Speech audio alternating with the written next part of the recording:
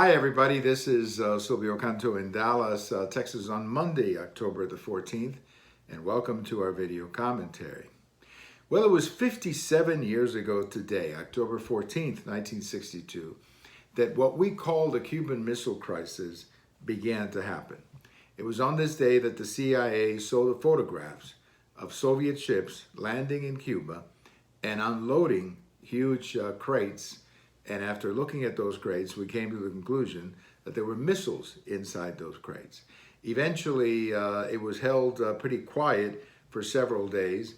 And then, as many of you remember from your history books, President Kennedy went on national TV and pretty much said the missiles represent a direct threat to the United States, and the United States was willing to go to war to remove the missiles. There was a lot of tension. The United States imposed a blockade around the island of Cuba. Eventually, the missiles were removed, and a war was averted. Now, the missile crisis had basically three effects. Number one, it consolidated President Kennedy, who was seen before the missile crisis as being weak because of the Bay of Pigs and what happened with Khrushchev in Vienna.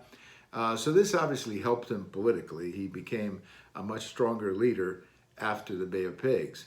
It brought about the end of Nikita Khrushchev, who was forced out of office a couple of years later.